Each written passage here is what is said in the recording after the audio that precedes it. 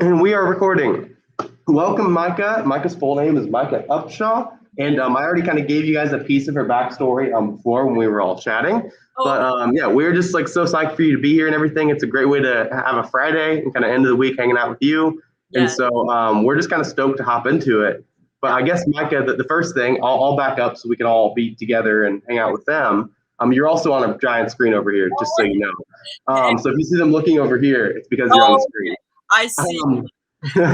And so that said, if you just want to like kick it off, Micah, and maybe even just tell us like kind of your journey, like kind of job wise, and then kind of where you are right now, and kind of what you're looking forward to with the future in regards to kind of just like what you're experiencing. And so you can kick that off any way you want to, and I'll scoot back. Sure. Okay. Well, yeah. So right, Micah, I'm a graduate of Ohio University. That's where I met Mr. Connor. I studied broadcast journalism. I started college 2014 to 2018. So when I was in college, I was involved in literally everything. I did writing, I did video classes, I did fashion magazine, literally everything I could get myself prepared for a job as a journalist. So in 2018, when I graduated, I became a multimedia journalist in West Lafayette, Indiana. I got a job there, and I worked there from 2018 to this past September. I signed a 3-year contract. That's what you do when you become a journalist and you start at a station. They have you sign a contract, just to have you in the community, make sure you're going to be there. But yeah, I worked as a multimedia journalist for these past 3 years, and I did everything from, like, my job included writing, editing, reporting live, like doing it all in a day for my job. So yeah, I'm a multimedia journalist, and right now, like I said, my contract ended at the beginning of September, so I'm in the middle of looking for some new opportunities. I'm really interested in kind of making a shift from local news to a bigger city. Indiana it's not small, but it's not big. So yeah, my goal now is to find a job in a bigger city and continue doing exactly what I've been doing, writing stories, editing, everything. So, yeah. Hey, you got to check out Ohio this time. I know, maybe. Cleveland, Cincinnati. Yeah, true. Yeah, we won't. Athens won't be in the big city, but maybe not Athens, but yeah. I mean, I've been applying everywhere, so we'll see what happens. Right? You probably know this, but I know they won't know what I'm talking about. But you know that Allison is oh my gosh, what was her last name? Our WED person. Yeah, I always called her Allison. Yeah, Allison Hunter. Allison Hunter is actually at like a Cincinnati station, just script station, WCPL. No. And so she's no longer at. I don't know who's there anymore. I think Katish took her position because I saw on LinkedIn. Everyone's in LinkedIn. If you don't have one, LinkedIn is great for job searching. Raise your hand if you know what LinkedIn is. Yeah. Come on, no. We will get to that together as a group. I'm gonna have to show you about LinkedIn because it's a huge when you get to that point in job hunting. Great. I'm not even sponsored by them, but I'm saying. But yeah, so it's really interesting. So she went back into news. Yeah, she did. She went back into news. I sent her a message on LinkedIn, and she just said she really wanted to kind of start, and she's doing the ground up kind of thing. So she was on top when she was at WED. Which kind of took a step down to be like more of a, not that it's a step down, but technically speaking, as a content producer. Yeah. Wow. So she's enjoying it, from what I understand. I want to have her come in and talk to these students too. I'm probably in person, get them all hyped up, but she's great at that. I wouldn't be in journalism if it wasn't for her. But you guys, though, real quick, I kind of skipped ahead. If you guys just want to, all you have to do is just shout your name, it's your first name. And say hi to Micah, and then we'll go from there. So, John, you want to kick it off? Yeah, my name is John. How are you doing? That's John over there. John. Hi, John. Hi, my name is Charlie. Charlie. My name is Monte. Monte. Dante. Monte with an M. Monte. Sorry, it's the mask. It's hard. Hi, Monte. Hi, guys. My name is Shay. That's Shay back there. Shay. Mm-hmm. Hi, Shay. There's Quentin back here. Quentin, hi. Hi, I'm Michaela. Michaela. Michaela, hi, Michaela. And Trenton over here. Trenton, hi guys. Oh, it's so good to meet you. They're a really solid group. I threw them in the deep end and we made like this one-shot movie. What was it about? About 3 weeks ago now. I've been in school for 5 weeks, which is crazy. Oh. And they had to make like a story using only one take, like one shot. What? That was awesome. Like they kicked butt. Like it was so cool. And they ended up putting it together by the end of the week and we had like a watch party and stuff. And so I feel like this is like, don't tell anyone else, but like my personal favorite class because we get to do kind of the most creative, okay, well, I love all of you guys, all my students, but because video production, we kind of get to have a lot of freedom in kind of the projects we do. And so like whether that's just like making a film or kind of just teaching some of the professional stuff like interviewing skills and stuff that we'll get you down the line. So just a lot of freedom in the kind of curriculum that we designed for this class. That's awesome. One shot and oh my gosh, I can't imagine. That's talent. That's talent right there. You should send her some. We should send them to her. I will. I'll show you some stuff they worked on. I love that. For sure. And then in that vein of things, Micah, because this is video production class, do you kind of want to talk about just like, because I explained to them when we all got started today, I was like, now Micah is very much on the TV side of things. The last journalists we met were very print-based, which is still great and awesome. But you're more on TV side. What specifically got you into wanting to pursue a career in not just journalism, but specifically more in the TV, like broadcast side of things? Mm-hmm. Well, what got me into it, I don't remember the exact time when, okay, I kind of do. So let's start here. When growing up, like my natural, I guess, characteristics it was really my mom who was like, you know what, you should go into journalism. And it's really just because of my natural characteristics. Like I was always very curious. I always asked a lot of questions, always asking why. And that is like the most important question you can ask as a journalist. So, I grew up naturally, I guess fitting my characteristics fit one of a journalist. So when it came time to figure out what I wanted to do, it just kind of made sense. I was always a writer. I always excelled in writing and reading classes over math and those types of classes. So it all just kind of fit together. So that's kind of what led me into being a journalist.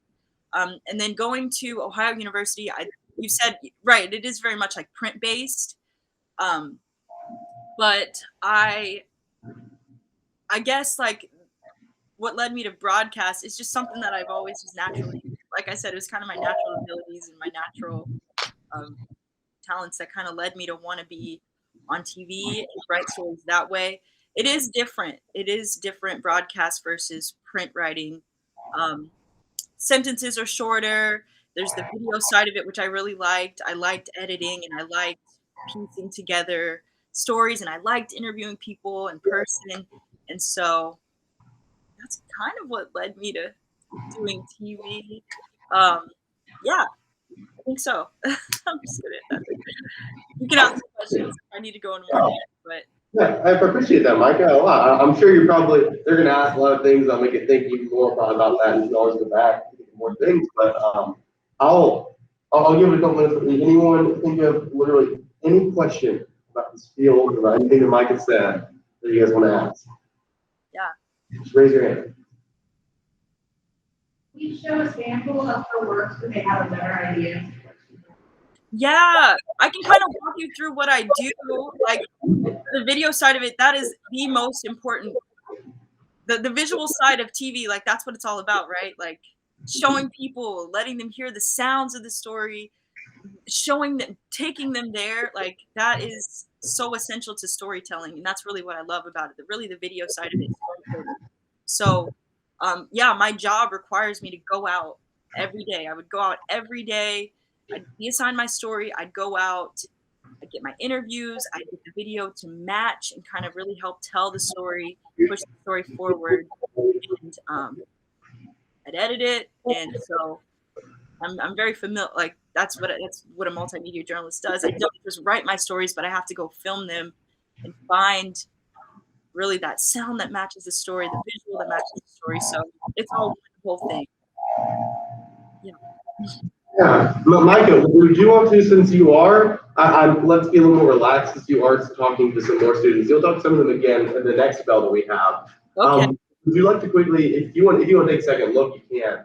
Maybe find a piece that we could show them.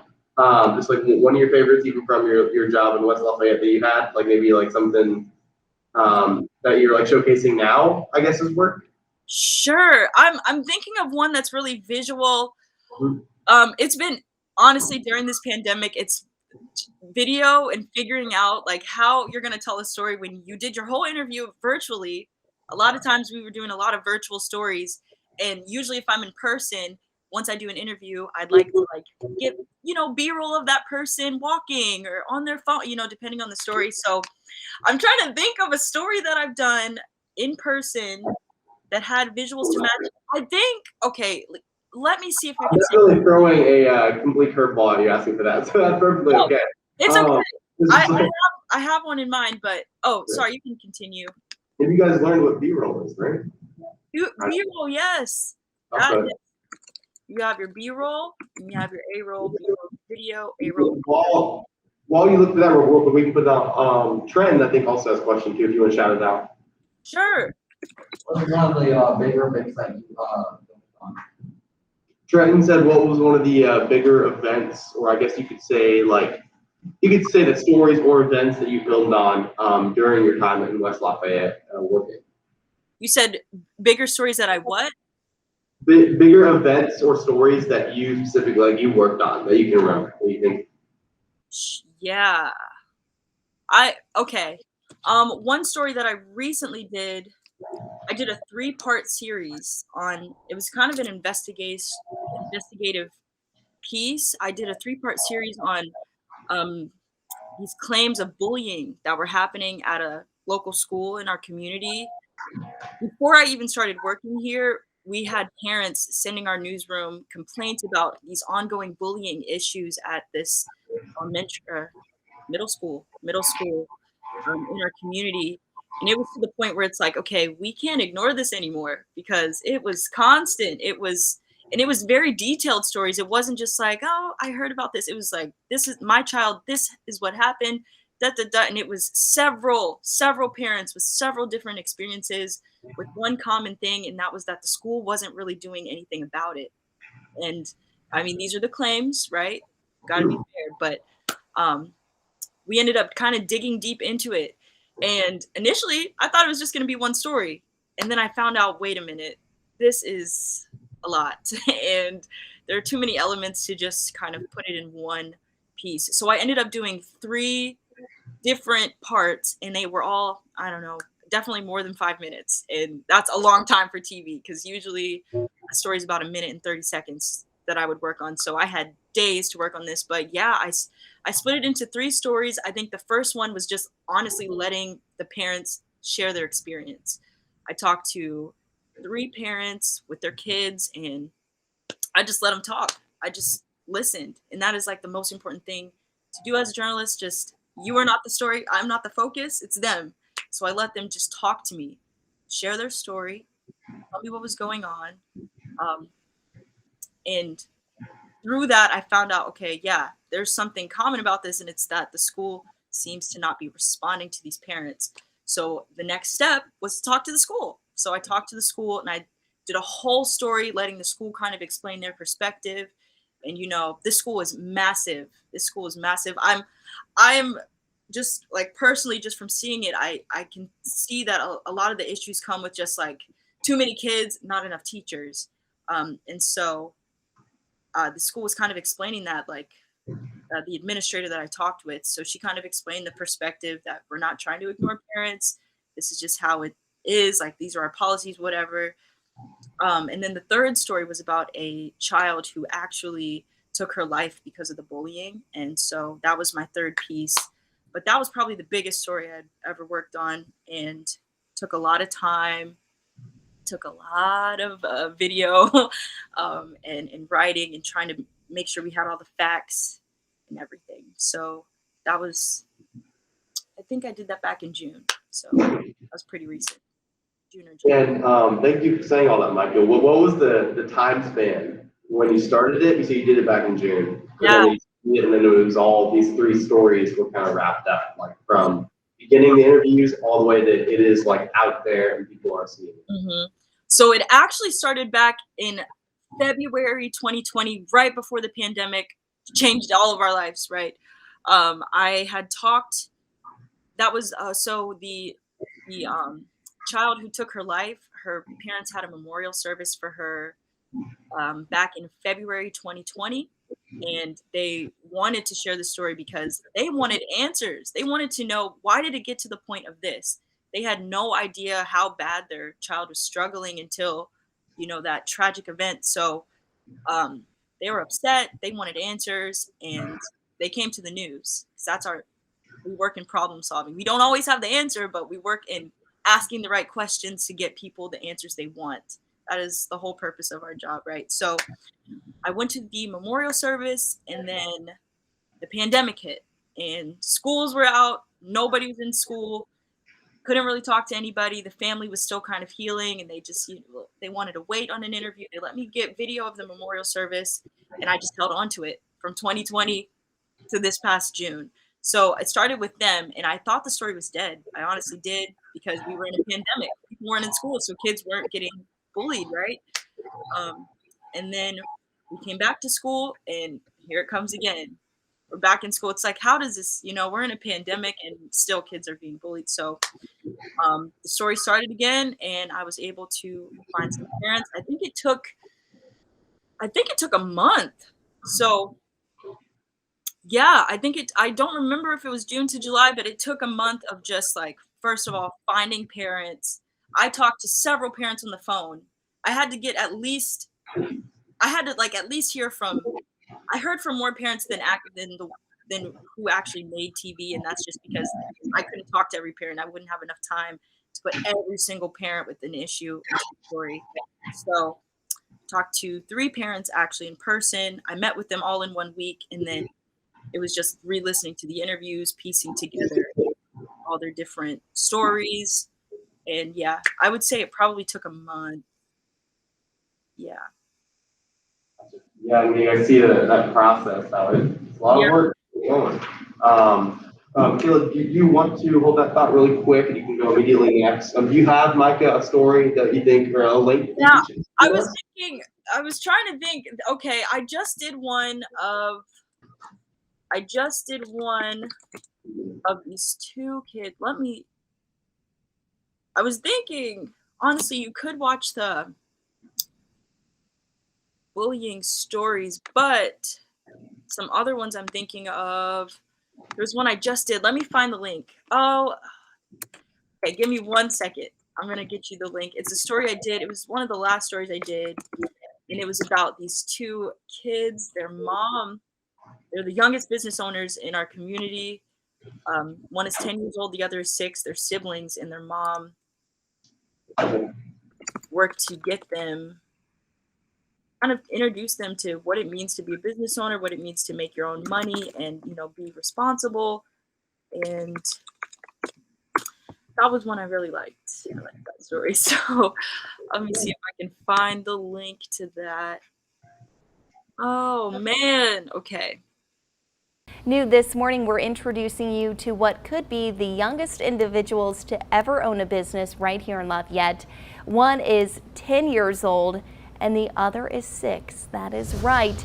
News 18's Micah Upshaw joins us right now in this studio to tell us really how this came to be. I cannot believe it every time I say it. 10 and 6 years old, and they both own businesses here. Yeah, cool. Marley, it's crazy, but it's hard to imagine, but it is totally true. The 10-year-old is Rael Carter, and the 6-year-old is her little brother Damien, who goes by DJ. Now they own the Rec Club and DJ's Dino House located on 14th Street in Lafayette. And while their mother helped launch their businesses, the kids are truly the face behind their stores. Look at the T-Rex. It's so cool. This is DJ's Dino House, which Damien owns. And as you can see, there are lots This is a new dinosaur. and lots of dinosaurs. Everyone loves dinosaurs, and I just I like dinosaurs. And just next door is the Rec Club, which Rael owns. Here you can find all your favorite snacks and candies. We came across these two spaces. I was actually looking for a space for my sister's store. And when I found this space, I told my sister about it, but she said it was too far from where she lived.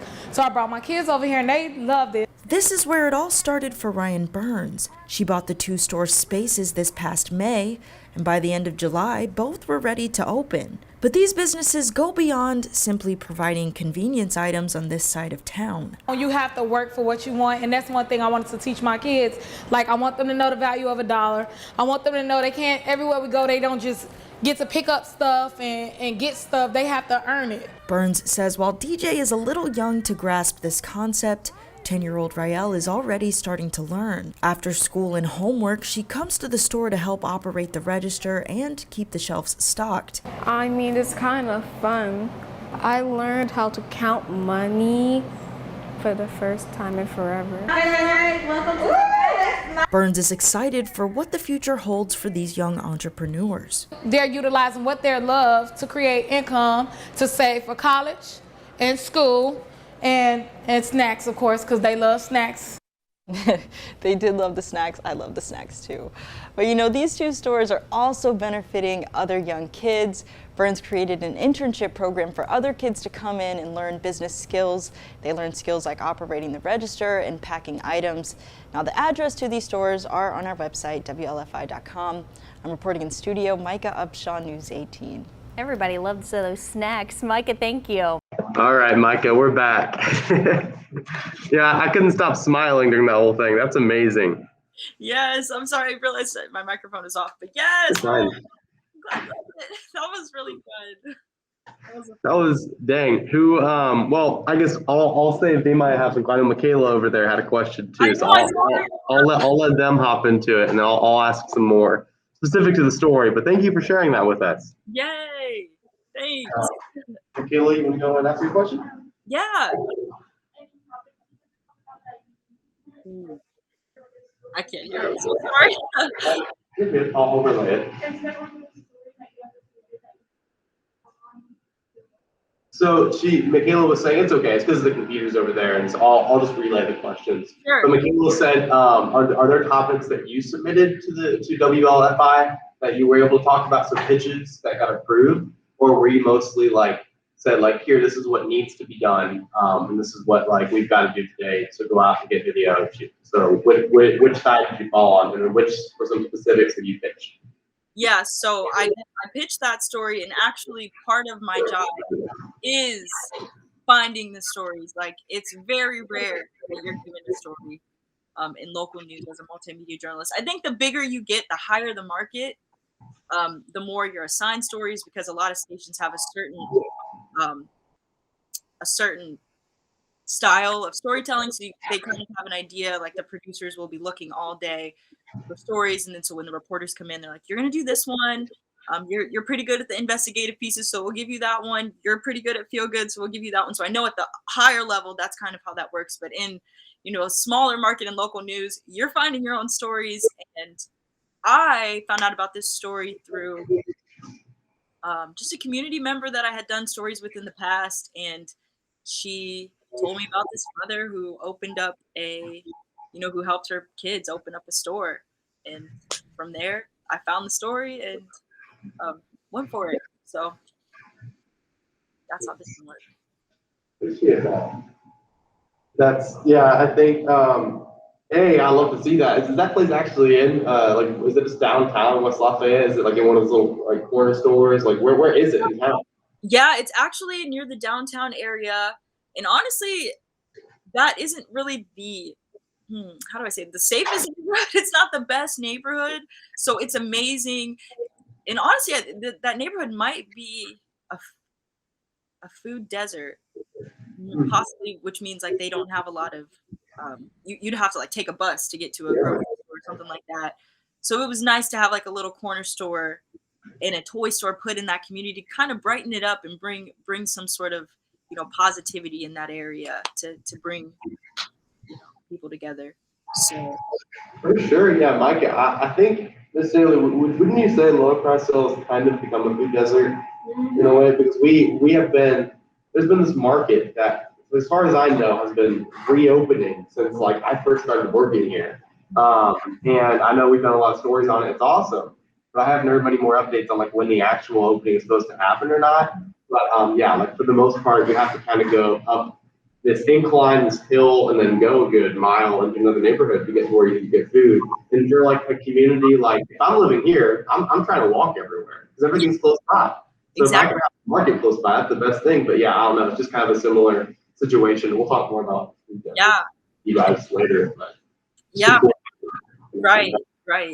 Do you guys have any more? Caleb, great question. Any more questions about that piece we showed, or just in general? Just throwing them out. There's some questions. All right. So Trishay back there, she said just simply like, what are your best interview tips? My best interview tips. Well, I kind of said this already, but I'm gonna say it again. Listen, really listen to the people, because a lot of times I'll go to a story thinking, okay, it's about this one thing, right? What we were told, what we were emailed about, what we were tipped off. And I'll get to the story and I'll find out, wow, this is much deeper than what I originally thought. And it's so important to listen. You want to come with ideas in mind, some questions that you need to answer, right? The who, what, where, when, if it's a story like that. But you have to listen. Like, that is the number one tip in interviewing. I would say some other things that I find important when it comes to interviewing. The best way to end an interview is to always ask, is there anything else I didn't ask that you think is important for people to know? I ask that question every time. And a lot of times that's where my best interview sound comes from, that very last question where I leave it up to them to fill in the missing pieces that I didn't ask, because you don't know what you don't know. Every story is brand new. Every person I meet is brand new. So that's another thing I've found very helpful when it comes to piecing my stories together. Many times that's been my opening soundbite, because it's like it's always the best sound when they just really get to say, you know what, you didn't ask this, but this is how I feel. And then they say it. And so those are probably my two main ones, just listening, asking open-ended questions. Another thing is silence.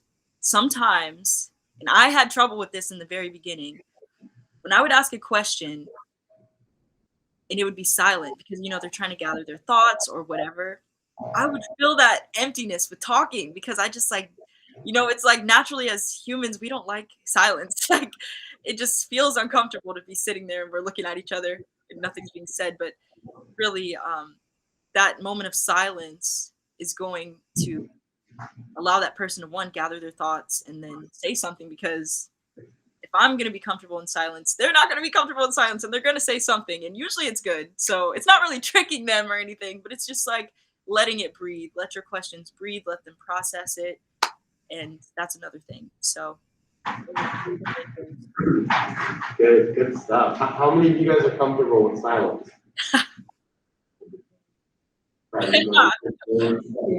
You're one of the good ones. I don't like silence. I want to talk all the time. I'm gonna start practicing that in here, where whenever we have silent moments, because like Miss Daly knows that I'll like try to fill it with my own personal things. So funny. It is so funny. I'm still learning this whole thing in general, and it's just funny. I'm like, they're silent. Does that mean they're working? Does this mean there's nothing happening? Like, what does it mean? And so I'm like trying to dig it back. And I'll start saying things. I'm like, why am I talking about? Why am I talking right? My class right now. That's funny. What? Egypt fell off. Yeah, that's true. Yeah. We just did we did like this newscast. We had a film camp over the summer, and they did a fake newscast where they were kind of just like rolling without a script. Oh wow! Like they had to get to this point where they were talking about the serial killer who was on the loose, who happened to be important to the story we were making. And they were doing this, and like they had a really big struggle with trying to fill in the stories that they were just going to be filler space. And so they were just saying some funny stuff and everything. We were cracking up at that. It took a long time to get it right, but they did eventually. So, we have some experience setting up a little broadcast. That's pretty cool. And we even used a green screen. It worked out really well. But it looked great. That's amazing. Yeah, we use paper as a green screen. Right now we are rolling with like all this random stuff, and like it's crazy what you can do with like very little, you know? That's amazing. Oh my God. And all those skills, everything that you're doing is going to be so helpful if and when you guys go into video, work, that everything like that. You might not think that's important, like, oh, it's just for fun. I mean, you might think it's important, but you might not think it's like really going to be something you use. Everything like that is really a skill. It's really, learning how to roll because that is the job itself. So every day you never know what's going to happen. So being able to adapt and figure out how to make it work. Yeah, thanks for saying that, Micah. Kind of as a follow-up to that, I'll throw in a question in there, then I'll let them think of some more. Yeah. What would you say, what are some ways that this field has just like improved you yourself as a person, as like even just beyond just getting a journalism job? Like what are some other like things that you've noticed about yourself that like make you just more marketable in general to the world, you know, and just make you more like able to probably get any job, like if you can think of that. I know it's a broad question. Yeah, that's In what ways have these skills helped you out besides just in journalism? Yeah, I mean, I would say that's still something I'm uncovering because every day I learn something new about myself through this job. I will say having to go out there, get your own story, put it together. I mean, it's my own thoughts. Like I get the story, but everybody can do it differently. So it's I guess I found confidence in my writing and in my on-air ability through this job. I didn't really have too much on-air experience. Like we did WWD, yeah, which was at our university. It was like our broadcast. It was a PBS affiliate station and within our university, and so we would do broadcast shows, newscasts every night. And so through that, I didn't really get too much on-air experience. So actually doing the job and writing my stories and finding my voice, I guess, finding my style, that was something I learned through the job, and just confidence on air and speaking to people. I mean, I'm literally talking one day, I'm talking to somebody on their worst day. The next day I'm talking to the mayor or, you know, somebody high, like, so you just never know. And so being able to adapt, talk to different people and just relate to them, that's all things I've grown in.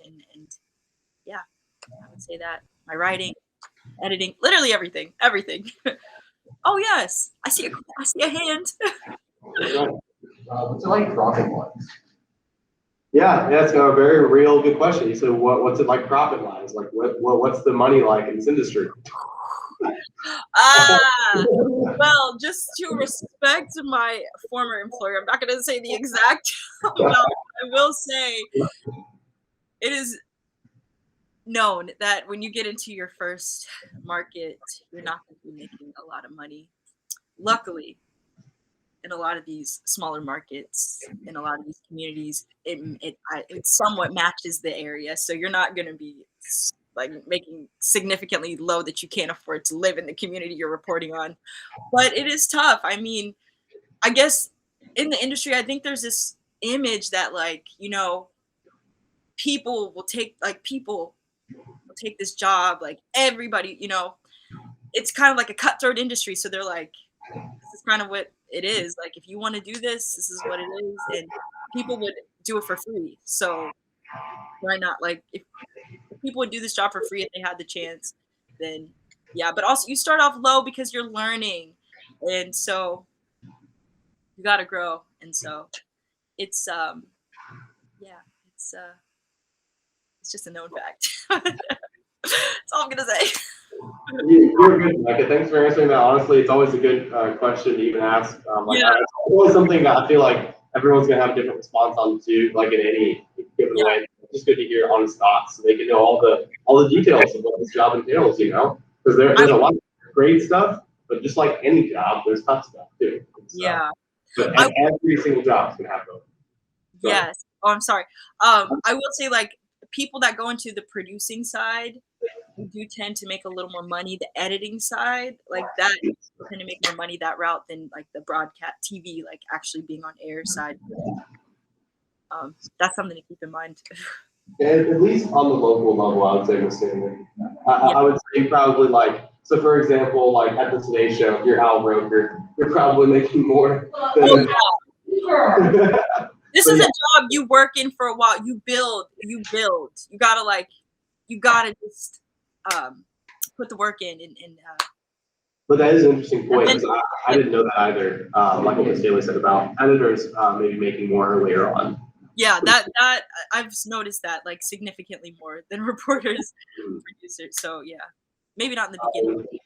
We can see. I asked you if we need to fill up time. Michaela's got a question. I'm just gonna see if anyone else wants to get some points. Ask the question. I want to make sure I have a fair chance for everyone.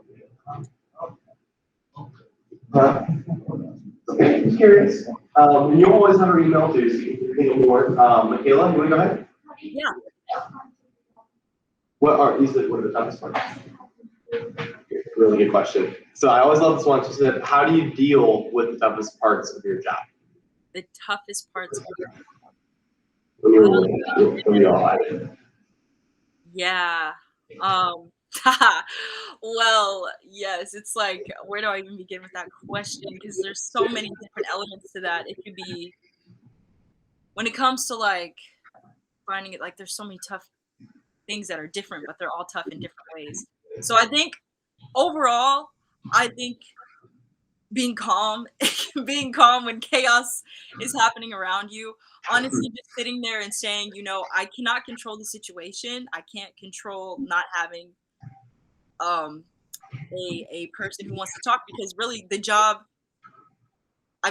what our job is the people. So if we don't have people to talk about the story, then we don't have a story. So it's like I can't control that. Like I can do what I can, like try to find different ways to make it work, find a different angle, switch all together, find a new story, but staying calm through it all and just really in it, critically thinking, okay, I get, and being a problem solver. I don't know. I'm naturally a problem solver, so I try to find solutions. That's just something naturally, but also being calm. That's something I had to teach myself. Okay, I can't control this. I need to be calm and work through it. Don't freak out. Just how can we find solutions? Like, I guess that's kind of. Yeah. Appreciate that, Micah. Yeah, good stuff. I always end up walking away from these sessions, everyone learning so much more than before. And so it's cool. Literally little things I pick up. Right? No, I love it. I'm teaching myself. I'm like, man, like as I'm saying it, I'm like, wow, I didn't even realize until you asked me that how I handle conflict and things. So yes. But we will be, we'll definitely see how we get some stuff too. Miss Haley, you want to get yours real quick? And then we have time frame to get yours. So social media and comments. Oh man. Like, how do you handle them and versus like your bosses? Like, do they ever, like, I know a lot of people say they just try to avoid the comments, but can you ignore them when your bosses might be paying attention to them? And yeah. I'm kind of worried why with that, because that's always like the biggest fear a lot of our kids have, is I don't want to post anything because. Oh no. Okay. Yes. First of all, yes, we do get comments all the time. And it never, honestly, like, I never really let the comments bother me, because I always noticed that when people would comment, they never read the story. They already came with a mindset and an opinion on whatever topic it is before they even read the story. So a lot of those people, like, it literally doesn't matter what they have to say, because they didn't even read the story. So there's those people that just, have their opinions. It doesn't matter, especially when it came to the pandemic and we would do a lot of vaccine stories, and there were a lot of comments about that. And so I remember that. And a lot of times they wouldn't read the story. They'd read the headline and then post their opinion and do that. But at my news station, we have it, my producers and my bosses, my upper bosses, they have it set up so that we don't. Oh no! Bye.